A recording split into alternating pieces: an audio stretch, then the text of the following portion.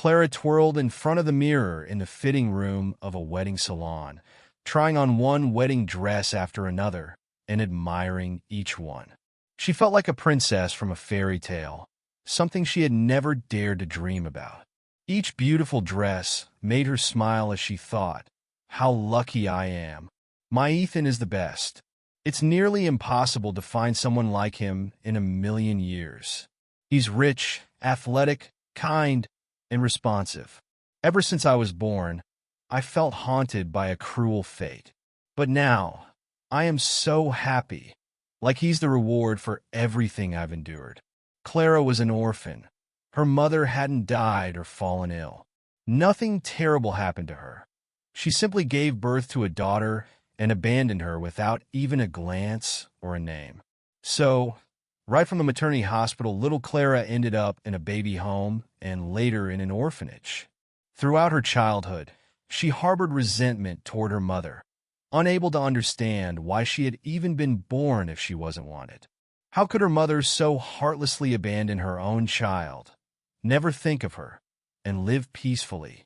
Life in the orphanage was certainly not easy for Clara. She couldn't see beyond those bleak walls. She had to fight off older kids who would steal her lunch, take her things, and constantly tease her. Without her best friend, Sophia, Clara might not have survived. Sophia, like Clara, was also an orphan. Her mother had died in a drunken stupor. The girls stuck together, making it easier to navigate their hardships. They even looked quite similar, with long blonde hair and neat little noses. Many people thought Clara and Sophia were sisters. When Sophia was 9, she had a chance to be adopted, but she refused to go to a new family without Clara. The friends loved to sit on the windowsill, swinging their legs, dreaming of one day leaving this horrible place. They imagined falling in love with handsome princes and being the happiest girls alive. They understood each other with just a few words. They shared secrets, sorrows, and grievances, making life a bit easier for both of them. Once, when Clara was in 7th grade, they were taken to the river to swim, a real event for the children in the orphanage who had seen so little beyond its walls. However, no one warned them that the current was very strong and that there were whirlpools. The friends decided to swim to the other side for the beautiful lilies, even though it was strictly forbidden. They weren't great swimmers, but it seemed to them that the river wasn't too wide and that they could manage it together. In the middle of the river, Clara suddenly felt a cramp in her leg. She screamed and flailed, panic setting in as she began to drown. The other children panicked too, unsure of what to do. Many couldn't swim at all, while the frightened caregiver jumped into the water to save the girls. Sophia rushed to help. Somehow, she managed to lift Clara to the surface, and Clara clung to a log, desperately gasping for air and choking on water. But tragically, Sophia didn't make it. The current swept her away into the whirlpool. Her body was never found. The loss of her friend was a devastating blow for Clara. At Sophia's funeral, she screamed in anguish and blamed herself for her friend's death. After that tragedy, Clara was admitted to a psychiatric hospital where she was treated with strong medications that barely brought her back to herself. She became sad, quiet, and withdrawn, even causing the boys to avoid her, thinking she was crazy. After leaving the orphanage, Clara, now a full orphan, was given a tiny apartment in a crowded building. During her time at the shelter, she had witnessed many broken lives. Some of the girls became night fairies, used by anyone who wanted them. Meanwhile, the boys spiraled downward, using drugs and drinking heavily, with many already in juvenile detention for theft, a common fate among the orphanage kids. But Clara was determined she wouldn't follow their path. No matter what, especially in spite of her mother who abandoned her, she would succeed in life and become someone. Clara managed to land a job as a waitress in a small, cozy restaurant. The owner, feeling sorry for the poor orphan, gave her a chance on a probationary period. The work itself was straightforward, and she handled her duties well. However, The real challenge was learning how to get along with people and always maintain a cheerful demeanor. Children from orphanages often struggle with adaptation and can feel disoriented in the outside world. Clara received a lot of support from her partner, Emma. Initially, Emma was surprised that someone as unsociable as Clara could work as a waitress, since it required not just quick service, but also effective communication and the ability to make customers feel welcome. But Emma decided to step in and help her. "Clara dear, this won't do. You'll scare off all the regular customers. Why do you look so disgruntled? You seem like you've just sipped vinegar. You're young and beautiful. Use that to your advantage. Carry the tray, relax, and smile. Think of something good. Trust me, the tips will improve, and the customers will come back more often." Clara sighed sadly. "That's the issue, though. There hasn't been anything good in my life since I was born. I'm an orphan, raised in an orphanage, humiliated, and my friend died because of me. The flat they gave me is terrible, full of holes and cracks. It hasn't been repaired in ages. Where can I possibly find anything good? Here? Besides, I've learned to expect only disappointment from others. I know you're right. I need to change, but I just don't understand how." Emma shook her head. "Well, your situation isn't enviable, that's for sure. But if you keep dwelling on the negative, that's all you'll attract. Sure, the room is bad. That's a downside. But not having to pay rent is a plus. Let me help you. I'll come over on the weekends. We can put up fresh wallpaper. I have some old curtains and a couple of blankets that can make it feel cozier.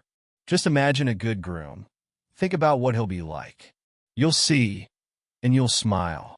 Don't be so down." Gradually, thanks to Emma's encouragement, Clara started to loosen up, smile, and engage more with the customers. With Emma's help, she transformed her room into a lovely space, and slowly, her life began to improve. She often found herself daydreaming about what her long-awaited prince might be like. Tall, slim, with kind eyes and strong arms. Clara imagined swirling around in a waltz, wrapped in his embrace. Then one beautiful day, a miracle happened. The prince from her dreams walked into the restaurant for lunch. Clara's heart raced as she served him, beaming with delight. He smiled back and winked. "Hey, beauty, I need your help urgently. It's a matter of life and death." Naive Clara took him seriously and asked, "Of course. What happened? Are you feeling unwell? We have a first aid kit in the kitchen. Should I get it?" The guy grinned wider and said, "Yes. Cupid's arrow just struck my heart. I'll die if I don't get your phone number. My name's Ethan." "What's yours?" Clara blushed furiously and replied, "I'm Clara. It's a pleasure to meet you. But why do you need my phone number, if you don't mind me asking?" Ethan answered earnestly, "I'd like to invite you to the movies tonight. Will you come?" And so began their romance. Ethan was charming, gallant, and gentle. They shared passionate kisses, strolled around the city at night, and talked endlessly. Clara quickly realized that Ethan was the one for her. It felt so warm, calm, and right when they were together. At first, she was a little wild, shy about everything. She didn't know how to behave at the theater or at exhibits since no one had taught her those things. But Ethan was patient and tactful, gently introducing her to a whole new world filled with wonder. Only one thought troubled her. "Ethan, what will your parents think of me? A poor orphan with no money or education. You come from a family of businessmen. They might not approve." Ethan hugged her tighter, reassuring her, "Don't worry. Everything will be fine. My dad is a worldly man. He started from nothing, grew up in a disadvantaged family, and achieved everything through hard work. He even married someone from a simple background, a village girl. My dad can't stand the pretentious crowd and high society. He values honest, simple people. Trust me, you'll impress my parents." And he was right. When Clara visited them, she trembled like a leaf, but she was welcomed warmly and genuinely. To her surprise, their large house was tastefully furnished, elegant but not overly extravagant. Ethan's father was a gray-haired, intelligent man with a neat beard, while his mother wore a simple yet elegant suit and minimal makeup. No false eyelashes or artificial nails in sight. Clara had baked a Napoleon cake to do something nice, but feared she'd be ridiculed since rich people probably only enjoyed extravagant delicacies. The dinner went splendidly. At the end of the evening, as they helped clean up and wash dishes, Clara completely won over Ethan's mother. "You'll make a wonderful daughter-in-law. You aren't afraid of housework, and I respect that. My husband and I don't have servants, even though we could afford it. We believe that home should be a cozy sanctuary without outsiders. The man earns, and the woman maintains the warmth and support at home. I see you're a good, modest girl, and I'm comfortable with my son being with you. I think we'll get along just fine." After 6 months of courtship and passionate dates, Ethan proposed to Clara. She was over the moon with happiness and immediately accepted. And today was the unforgettable day. She was getting married. The newlyweds emerged from the church, gold wedding rings sparkling on their fingers. They got into a fancy white limousine, ready to leave when suddenly a little girl about 7 years old knocked on the car window. The little girl was so thin and poorly dressed that tears welled up in Clara's eyes. She shyly handed over a small but beautiful bouquet of chamomile and asked, "Mom, would you like to buy it for happiness? It's only $2. Unable to resist, Clara bought the bouquet, handing over the money from her wallet. Suddenly, she noticed the girl's braids. They were intricately woven with colorful ribbons, beautiful and sophisticated. Only one person in the world could braid hair like that: her friend Sophia, who had drowned. No matter how hard Clara tried, she could never replicate that braid. How did this little girl have such exquisite hair? In a rush of curiosity, Clara jumped out of the limousine and took the girl aside, asking quietly, "Sweetie, what's your name? Where are your parents? Don't be afraid. My name is Clara. Maybe I can help you with something." The little girl replied in a trembling voice, "I'm Lily. I'm 7 years old, and I live with my mom. She's very sick right now and can hardly get up. There's no dad. Mom says he's a polar pilot on a distant expedition, but I don't believe it. I think he just left us. I'm selling these bouquets to raise money for my mom's surgery. I really want her to get better. I love her so much. I live nearby, in the house with the yellow roof on the next street." An excited Clara promised, "You know what? I'll come visit you in a couple of days. Can I? I'd like to meet your mom. Maybe I can help in some way." Lily nodded eagerly. "Okay, Clara, come visit. I'll be waiting for you." Clara hugged the little girl warmly and returned to her husband in the limousine, her heart feeling restless and uneasy. What if this was her friend's daughter? Could Sophia still be alive? But how could that be possible? So many questions flooded her mind, yet no answers came. Ethan noticed her distraction. "My dear, what happened? What are you talking about with that little girl? You don't seem like yourself." Clara replied, her voice trembling, "It's a long story. I'll tell you later. It might even lead to my past, and I don't want to think about that today on our holiday. Let's just enjoy ourselves, my love." She gently kissed Ethan, trying to reassure him that her worries were unfounded. Their wedding celebration was filled with joy, and their wedding night was unforgettable. For a couple of days, Clara felt blissfully happy with Ethan. But as life returned to normal, she was eager to visit Lily as promised, her heart racing. She knocked on the door and called out, but no one answered. A small, cute dog barked in the yard. An elderly neighbor appeared and explained, "Are you looking for Sophia? They took her away in an ambulance yesterday. She's really sick, poor thing. She's in the 3rd City Hospital." Clara's heart raced with anxiety. "And Lily, her daughter? Where is she?" The elderly woman sighed. "Lily is with me for now. She's sleeping. Her mother has cancer and is in the final stages. It seems the girl might be sent to an orphanage. God forbid something happens to Sophia. It's as if fate has cursed them both." "What's Sophia's surname?" I want to visit her in the hospital, Clara asked urgently. It's Grant, and if you go to Sophia, take these treats from me. The woman handed Clara a bag of apples and pastries. Without a moment's hesitation, Clara rushed to the hospital, anxiety coursing through her. Lord, everything is falling into place. The woman's name is Sophia, just like her friend, but the surname is different, probably from her husband. Could this truly be her? Poor Lily. Fate has been so cruel to that little girl, especially considering how much she loves her mother, collecting every penny to try to make her well again. At the hospital, a pleasant young nurse sat at the reception desk. Clara approached with a trembling voice. Excuse me, in which room is Sophia Grant? They brought her in yesterday. I really need to see her. The nurse replied indifferently. She passed away this morning. The doctors tried to revive her, but they couldn't save her. Please accept our condolences. Are you a relative?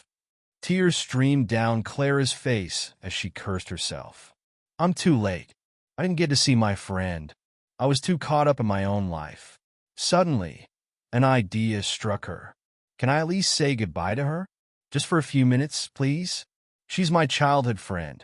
There's no one closer to me. The nurse reluctantly agreed. We haven't taken the body to the morgue yet. You can stay for a few minutes, but not too long, or I'll get in trouble. I'll take you there now. Clara followed the nurse, her legs feeling weak. The body lay on a stretcher, covered with a sheet. Taking a deep breath, she crossed herself and resolutely pulled back the sheet, nearly screaming in shock. It wasn't Sophia. The face was entirely different. Different lips, a different nose, different hair. This was definitely not the Sophia she had known since childhood. Relief washed over her as she covered the body back up, grateful it wasn't her friend. But then her thoughts turned to Lily, who had just lost her mother and didn't even know what awaited her. It's a terrible orphanage, but it can't be the worst place, the young nurse said quietly. I'm so sorry. She was so young, and now she's gone. We'll send the body to the morgue soon, and then you can take care of the funeral arrangements. Will you be taking her personal belongings and documents? Nobody else can come to see her, which is why I'm asking. Clara swallowed hard. Yes, I'll take everything and handle the funeral.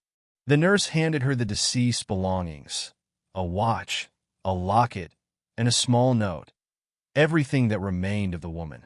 With trembling hands, Clara opened the note and read aloud, Lily, my little daughter. I feel awful. I don't know if I'll live until morning. Whatever happens, remember that I love you more than anything in the world. You're my only family. Promise me you'll study well and not be mischievous. You must be happy for my sake. Kisses, your beloved Mom. Clara couldn't recall how she made it home. She was shaking, trembling, with tears flowing freely, blurring her vision. The blue face of that woman lingered in her mind. Poor Lily. Clara worried about how she would tell Ethan everything, and she was anxious about affording the funeral. Would he want to deal with this? After all, Lily and her mother were complete strangers to them. But she couldn't just stand by and ignore the girl's plight. Her conscience wouldn't let her turn away. Clara started preparing dinner, but everything seemed to slip from her grasp. The omelet burned, she cut her finger with a knife, and she shattered a cup.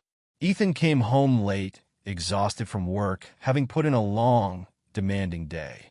Clara greeted him tenderly and served dinner, but she kept glancing at him, hesitant to begin the difficult conversation. But Ethan knew her better than anyone and immediately sensed something was wrong. My dear, what's troubling you? You look terrible. I can tell something's happened. Don't keep me waiting. Tell me. Clara took a deep breath and began. Do you remember that little girl with the braids who sold us daisies at the wedding? When I saw her hair, I almost fainted. Only my friend from the orphanage, Sophia, could braid like that. When I asked Lily her mother's name, and she said it was Sophia, I thought it might be her. Who knows? Maybe she didn't die after all. Remember, they never found her body. And I promised the girl I would visit her. So, I went today. It turns out her mother is suffering from cancer and is in the hospital, and Lily is staying with an elderly neighbor. I rushed there, and you won't believe it. They told me Sophia died this morning. I asked the nurse if I could see the body and say goodbye. I pulled back the sheet, but it wasn't her. Not my Sophia. Then the nurse asked who would be taking care of the body and organizing the funeral, since it seemed they had no relatives. I quickly and emotionally said that I would handle it, and I didn't consult you first. I feel so sorry for Lily. She's only 7. Such a wonderful girl. What awaits her? An orphanage? I've been in that hellhole, and I wouldn't wish that on anyone. I've been crying all evening and can't seem to do anything. I was scared to tell you. I thought you might say, why should we care about other people's problems? You'd probably scold me. Ethan listened seriously, not interrupting. Then he gently hugged his wife. Clara, we've known each other for 6 months. Have I ever scolded you? What nonsense are you talking about? This is a difficult situation. That girl just lost her mother, and there's no one to help her. It's a tragedy for a child, something that even many adults struggle to handle. Of course, we'll give that woman a proper farewell. We're not in financial distress. And as for the girl, if you'd like, we can take her into our family and become her guardians. We can raise her properly. How does that sound? Overcome with emotion, Clara threw her arms around her husband, kissing him. Oh, Ethan, I love you so much. You have such a big, kind heart. I'll pick up Lily tomorrow. You don't mind, do you? Let's help her through this together. After that, I'll arrange the funeral and memorial service.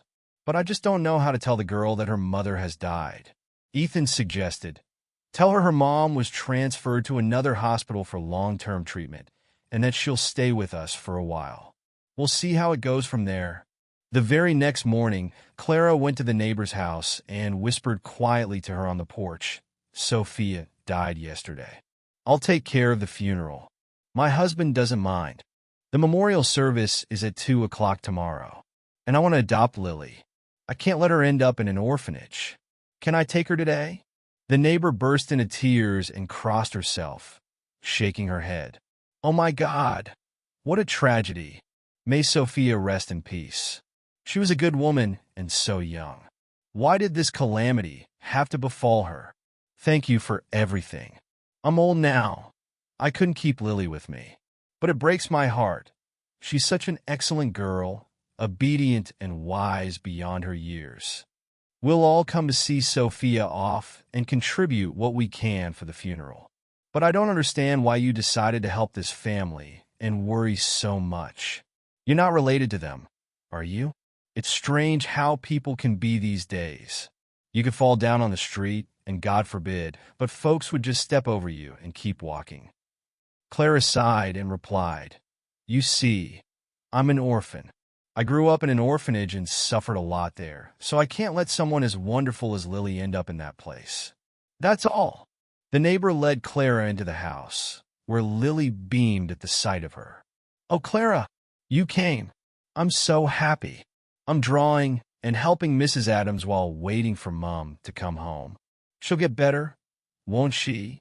The child looked so intently into Clara's eyes that it felt as though everything inside her twisted and turned. Clara barely managed to hold back the tears that threatened to spill. Lily, my little one, I have some news for you. Your mom was transferred to another hospital today. It's far away, in the capital. Mrs. Adams is getting older and can't take care of you for long. I'd like you to live with our family for a while. I understand that we hardly know each other, and this might feel strange. But please believe me, neither my husband nor I will hurt you. We will love you, play with you, and do everything we can to make you smile. So, what do you say? Do you agree? Lily looked at Clara with an adult seriousness and said quietly, don't treat me like a little kid. You're lying about everything. Mom wasn't transferred anywhere. She died, didn't she? I overheard the doctors talking a long time ago. I know Mom was really sick. Just tell me the truth. I want to say goodbye to her too. Clara and the neighbor exchanged helpless glances, tears streaming down their faces. Finally, Clara nodded and handed Lily the note. Your mom left this for you. Do you want to read it? The girl shook her head, but eventually began to whisper the words softly as she read. Tears ran down her thin, almost translucent cheeks. Lily reread the note several times, clutching it like the most precious treasure. She then dug through her backpack and pulled out a stack of bills and coins. Handing them trembling to Clara, she said, "This is what I collected for Mom's surgery, but she didn't make it. Please spend it on her funeral. I want her to have a beautiful farewell." Suddenly, Lily hugged Clara tightly and burst into tears, no longer holding back as she processed the terrible truth. They sat together for a long time, grieving for the most important person in the girl's life. The funeral was heavy with sorrow, attended by only a few people, neighbors and a couple of Sophia's former colleagues. Clara did her best to honor Lily's wishes, ensuring that Sophia lay in her coffin looking peaceful. Beautifully dressed and surrounded by flowers, Sophia looked serene. Lily cried for a long time, saying goodbye to her mother, refusing to let the coffin be closed, unwilling to part with her dearest person. Clara tried her best to comfort Lily, worried that this trauma would leave lasting scars on her psyche. But in the end, Lily hugged Clara trustingly and said, "Thank you for telling me the truth. I needed to say goodbye to my mom. I heard you want to adopt me. But why? I'm a stranger to you. You just feel sorry for me." Clara was taken aback by such mature reasoning from a 7-year-old. She felt momentarily confused, but chose to speak honestly this time. "Yes, I do feel sorry for you. I don't want you to end up in an orphanage. I see that you're a smart, good girl. I believe we'll get along well, and over time, you'll be able to love us as your parents."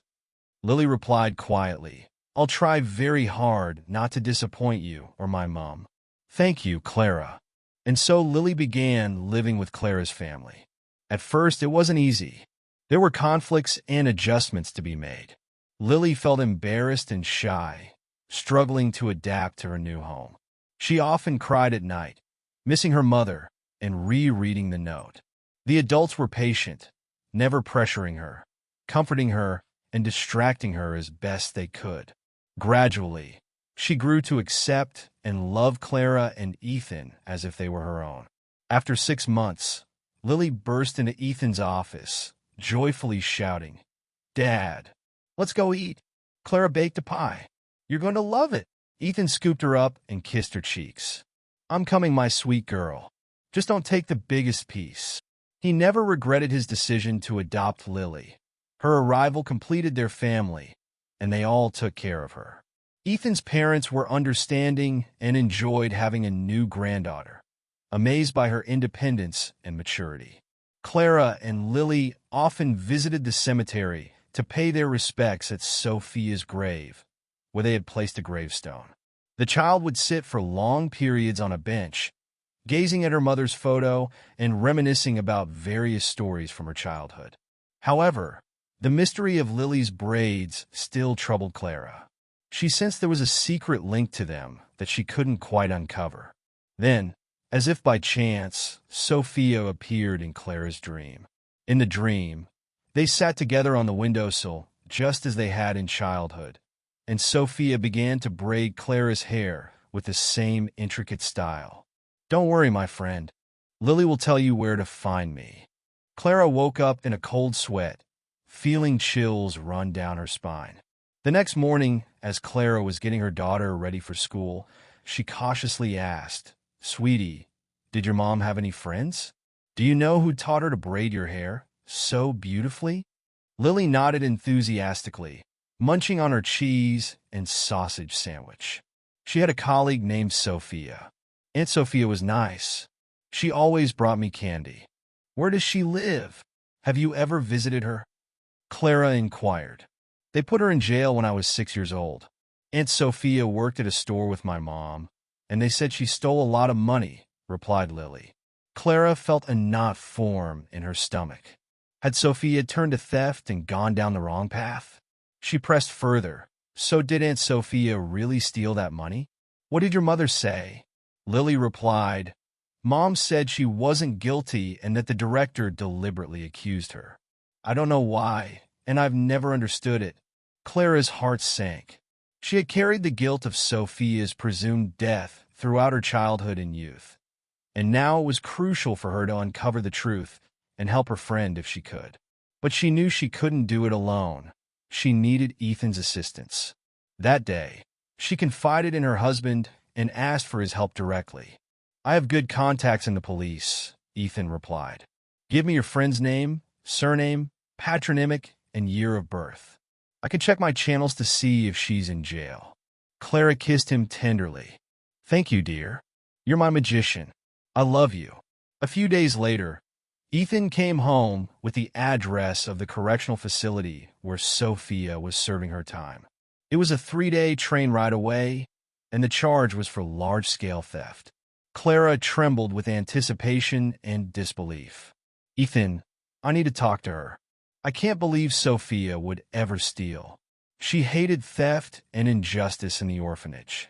You know, she was like a sister to me, closer even. She saved my life. Without her, I wouldn't be here. Ethan kissed her on the head and embraced her. I anticipated this.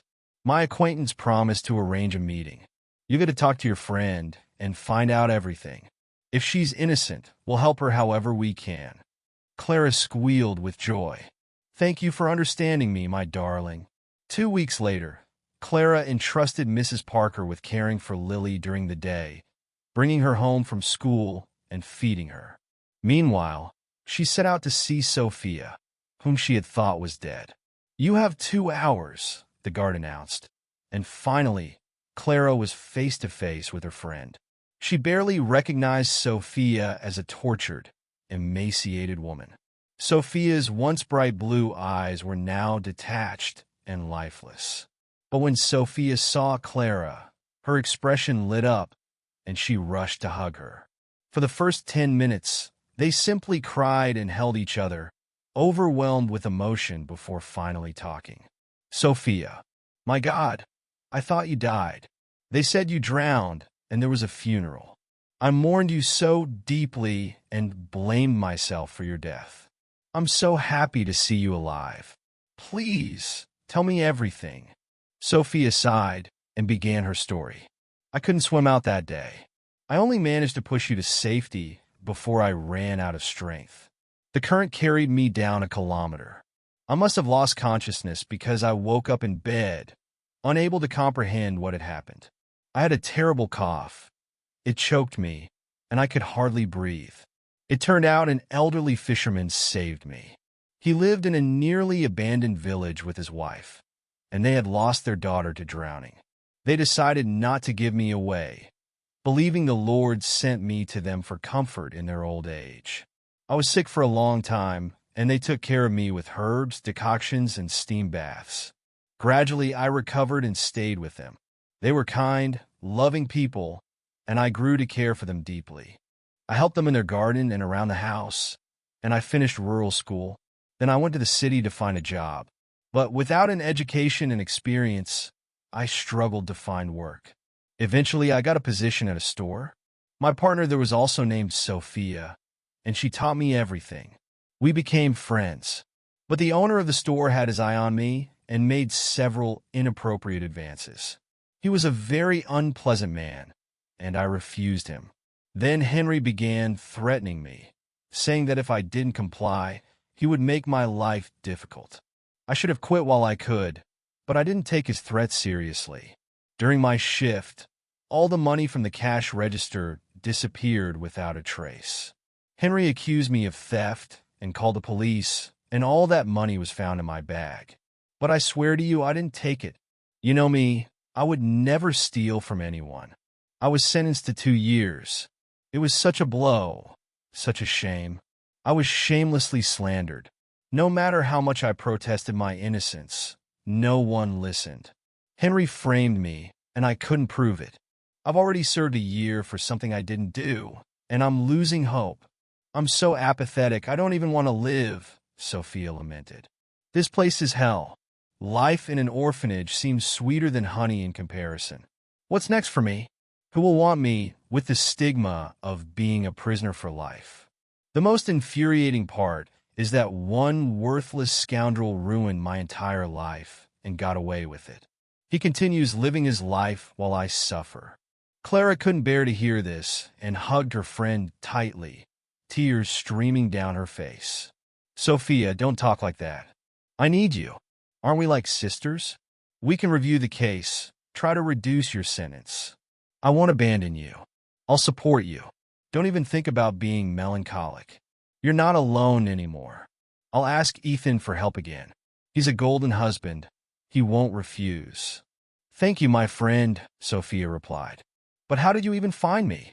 Clara laughed softly. Your braids helped me. Just after I got married, a little girl named Lily sold me a bouquet of daisies. Her mother's name was Sophia, and I saw the braiding in her hair. It hit me like a bolt of lightning. Only you could braid like that. At first, I thought she was your daughter, but I was mistaken. Unfortunately, her mother passed away from cancer, so I adopted Lily. But your braids kept bothering me, so I slowly asked the little girl if her mother had any friends. That's how I found out about you. Lily told me you worked with her mom in a store before you were sent to prison. I never doubted for a minute that you were innocent. I know your character well, and I'm certain that no matter how tough things get, you wouldn't steal. So, I asked my husband through his contacts to find out where you were serving your sentence. He understood everything and arranged this meeting for us. Sophia was shocked, tears filling her eyes. My poor colleague. I feel so sorry for her. Such a young and good woman. You're incredible for not abandoning her daughter. I remember her well. I love playing with her. And your husband seems to be a good man for agreeing to raise someone else's child as his own. I'm happy for you, Clara, that your fate turned out well, unlike mine. I'm poor. I have no love or normal life, and it seems like that will never change. Sophia began to cry again on her best friend's shoulder. Clara comforted her. Come on, what are you saying? You're still young. When you get out, I'll help you. Everything will be fine, you'll see. You need to believe in good things and not dwell on revenge. Fate will take care of that scoundrel Henry. You'll see. Just hang in there a little longer, and I'll definitely get you out of here. They shared warm goodbyes, and Clara returned home, determined to help Sophia no matter what. Once again, her loyal knight, Ethan, did not disappoint. Sophia's case was reviewed, and it turned out she wasn't the first person Henry had framed. There were others who had refused to associate with the shady businessman. They also managed to find the elderly cleaner who had accidentally witnessed Henry placing money in Sophia's purse. Although she had kept quiet for fear of losing her job, the lawyer persuaded her to testify against Henry, especially since she was retired and had nothing to lose. After a second hearing, Sophia was acquitted, her conviction annulled, and she was released early. It was one of the happiest days in both friends' lives. Clara prepared a warm welcome for Sophia.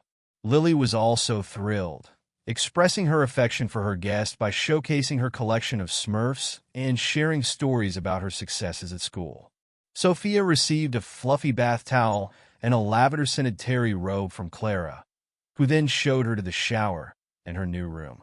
The poor woman spent an hour washing away all her troubles and misfortunes in the hot water. She couldn't have been happier when her head finally rested on the silk pillow. That night, she fell into a deep, peaceful sleep, something she hadn't experienced during her long time in prison. Sophia felt incredibly grateful to Clara for finding her, supporting her, and welcoming her so warmly into the family. Watching how Clara and Ethan loved and respected each other, Sophia sighed dreamily. If only I could meet such a golden man who would love, cherish, and pamper me. Ethan took Lily under his wing as a manager and rented a small, cozy apartment nearby for Sophia. Sophia was thankful to Clara and her family for their support during the most difficult moment of her life. Soon, her personal life began to improve. At work, she met Oliver, a programmer in the same office. Initially, Oliver kept his distance, as Sophia was the boss's protege, but when he came to set up her computer, they got to know each other better. Oliver was drawn to Sophia. She was tall with pretty blonde hair and blue eyes that seemed to beckon. However, the short, unassuming, bespectacled Oliver didn't impress Sophia at first, and she simply regarded him as a friend. They often shared coffee, secrets, and casual conversations. He frequently complimented her and was always ready to help, whether with repairs in her apartment or fixing her computer. Oliver hoped that Sophia would appreciate his efforts and understand just how much he liked her. However, she didn't see him as a potential partner. To her, he was simply a friend. Months passed, and on Ethan's birthday, he held a party at a restaurant filled with guests, mostly families and couples. Sophia decided to bring Oliver along, so she wouldn't feel alone. Dressed in a suit and tie, Oliver walked into the restaurant hand in hand with Sophia, proud but a little nervous. Sophia, on the other hand, felt slightly self-conscious since Oliver was half a head shorter than her, and she hurried to sit down at the table. The festivities were in full swing, with Oliver inviting Sophia to all the slow dances and charming her with his gallant behavior. He was thoroughly enchanted by his blue-eyed companion, who looked like a fairy in her flowing chiffon dress and elegant high-heeled shoes. Clara, discreetly observing the guests, couldn't help but approach her friend with a glass of champagne. "Congratulations on finally having a suitor. Why do I know nothing about him?" "Who?" Sophia asked, surprised. "What do you mean, suitor? He's just a friend." Clara shook her head. "You're wrong, girlfriend. It's obvious Oliver has a crush on you. Ethan mentioned him. He's a valuable and promising employee and a good person. Take a closer look, or you might miss your chance at happiness." They raised their glasses to toast the birthday boy, and Clara returned to her husband's table. Encouraged by her words, Sophia began to observe Oliver more closely. She smiled at him, winked, and pulled him onto the dance floor. It turned out he danced excellently, and soon they both felt hot and stuffy, so they each drank a glass of mineral water and stepped outside for some fresh air. "Wow, Oliver, you're astonishing. I've never had so much fun before," Sophia exclaimed. Oliver, feeling emboldened from the drinks, suddenly pulled Sophia close and kissed her eagerly. "Not only can I dance well, but I also know how to cook and give massages. So marry me, Sophia. I'll be the most faithful and devoted husband. I can't live without you. You're like an obsession, like a star in the sky. You settled in my heart the moment I saw you. Do you not like me at all?" Sophia was taken aback, her head spinning.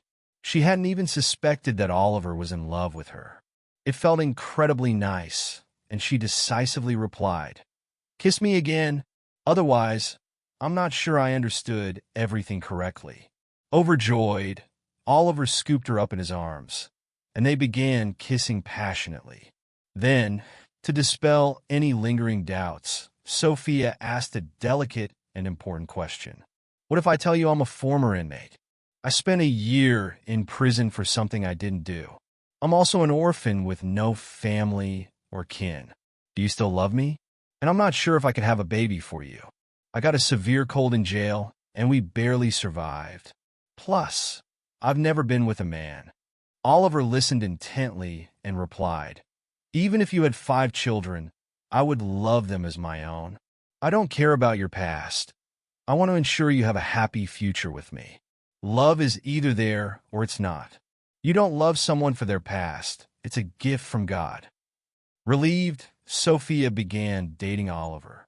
He enveloped her with such care, love, tenderness, and affection that she quickly forgot his glasses and short stature, seeing him as the best, most beloved, and reliable man in the world. A week later, they filed an application at the registry office, and 2 months later, they were married. Shortly after, Sophia became pregnant. One day, Oliver and Ethan were having lunch together. "Ethan, may I congratulate you on expecting a baby?" Ethan objected. "Why do you think so? I'd be thrilled, but unfortunately, nothing has happened yet. Thank goodness we have Lily." Oliver replied, "Can't you see how your wife has changed? She looks noticeably rounder and more beautiful. almost unrecognizable. Ethan paused and suddenly realized that Clara had indeed changed lately. She had become sleepy and absent-minded, often falling asleep on the go.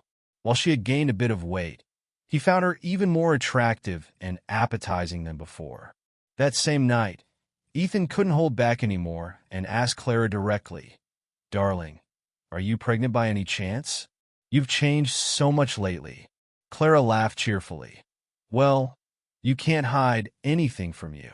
You spoiled the surprise. Yes, I'm also pregnant. My best friend and I managed to get pregnant almost at the same time without even planning it. It's some kind of miracle. But Sophia and I wanted to go for an ultrasound together first, and then I would have told you myself. Would you like to come with us?" Ethan jumped up on the bed, wide awake, and started hugging and kissing her. "Finally, God has given us a baby. I've dreamed about this for so long. Just make sure you don't overwork yourself and get plenty of rest and vitamins." "Of course, I'll go with you." "What do you mean?" Ethan's dream was coming true. Clara was expecting a boy, just like her best friend Sophia. Their due dates were almost the same, which pleased them because it meant their children would grow up together and become friends. The only challenge was how to tell Lily the news without making her jealous or upset. The four adults spent an entire day brainstorming and rehearsing how to break the news, but each attempt seemed worse than the last. Finally, when the girl came home from school and finished lunch, Clara and Ethan took a deep breath and decided to speak to her. "Daddy, and I want to tell you something important," Clara began. "Be honest, would you like to have a little brother or sister? It would be great, right? We could all bathe the baby and play with him. You will always be our beloved daughter. Remember that. We won't love you any less, so don't worry." Lily exhaled and responded seriously, as she always did. "Well, you're just like little kids. Don't worry so much. I'm not upset. I'm actually happy that I'll be able to play with a real baby doll, not a fake one. Besides, I'm the older sister, so the baby will have to listen to me. Just don't let him misbehave too much. I know how those boys can be."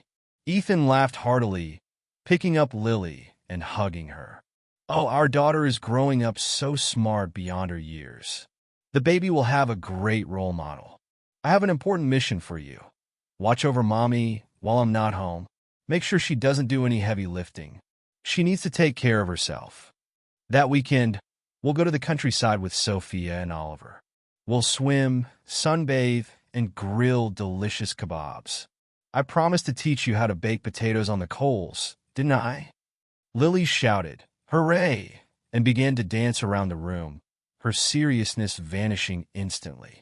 So, by chance and fate, the best friends who had seemed torn apart forever were reunited once more. They cherished their friendship deeply and were always ready to help one another. As for the scoundrel Henry, fate finally caught up with him. He ended up taking Sophia's place in jail, and when he was released, his business had long since been destroyed by competitors. He spent the rest of his days in a smoky room, working as an ordinary janitor. In the end, he received exactly what he deserved: